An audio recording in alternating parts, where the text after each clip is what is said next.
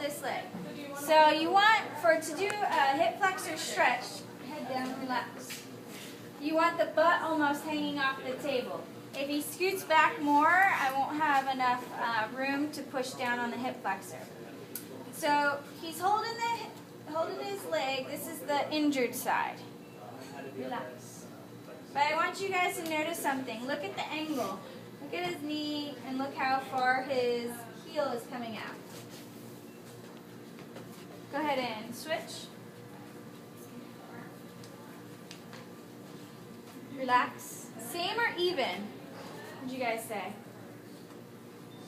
Is this angle of the knee the same? Is this foot popped out the same way as the other side? Yeah? Go ahead and hug this leg again. Sure? No, it looks like the lower leg's down further. This part you're talking about, this is lower? Or the ankle's popped out? The knee angle's popped out. Okay. This is called Thomas test.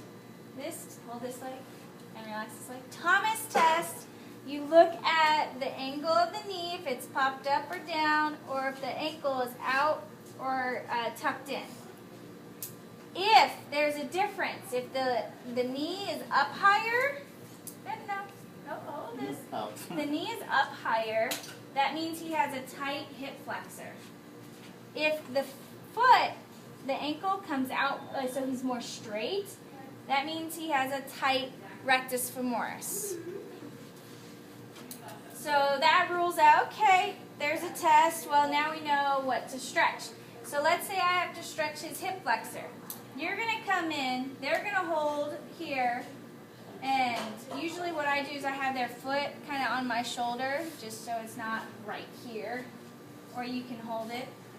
And you're going to push down on the knee until he feels a nice good stretch in the hip flexor. And then I'm going to initiate the quads by wrapping my foot around his and pulling it in until he says to stop. Okay. This is stretching the hip flexors and the quads. Some track people call it the running man.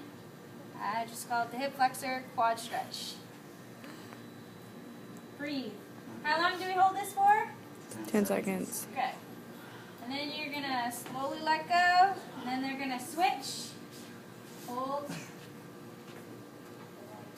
Push down on the hip flexor. Push down on the knee and bring the leg in. Oh, not as tight. Yeah, definitely.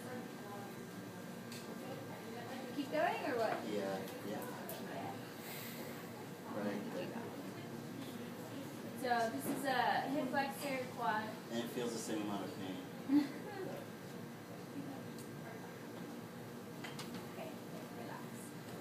So it's a hip flexor stretch test, or stretching, as well as called the Thomas test, to test for hip flex tightness. Slide back.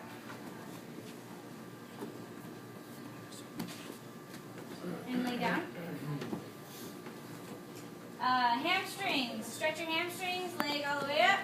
You know the hamstrings are back here, yeah? Okay. I'm too short, so I have to get on the table, but you want to make sure their uninvolved leg is all the way down. Their hip is on the table. Drop your hip. Keep the knee straight, and you can push down on the knee to stabilize it and push forward until he feels a nice good stretch. You can initiate the calf as well by pulling the toes forward and keeping that knee straight. Breathe.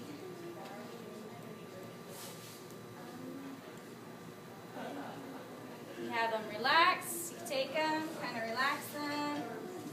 Straighten the leg out. Come on up. Put your knee right here. Drop your hip. And pulling forward until he tells you when to stop. Okay, holding it for how long? 10 seconds. Repeating how many times? 2 times. 3 times. Two. Say get them on tests. Okay. 1, 2. Breathe.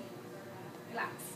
Anytime you're stretching, you want to make sure that they're breathing because it encourages oxygen to the muscles, which will help relax the Golgi tendon, muscle spindles, and a greater stretch. Okay? For a hip,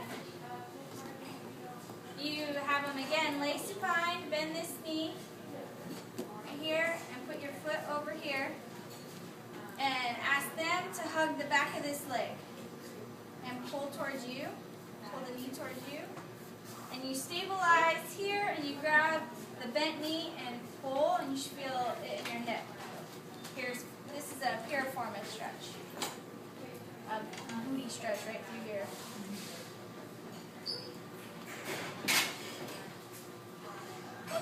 So much stretches. Huh? And then you would switch.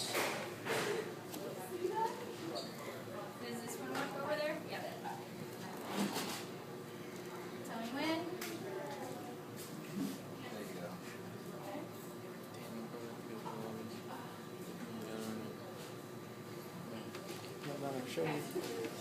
Lay on your stomach.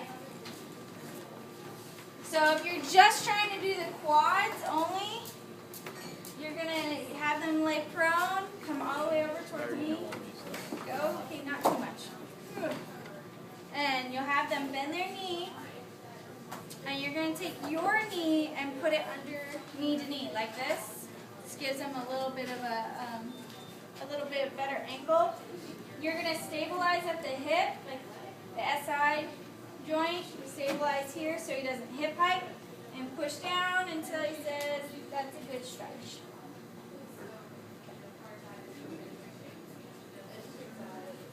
You want to make sure they don't hip hike. Go ahead and hip hike.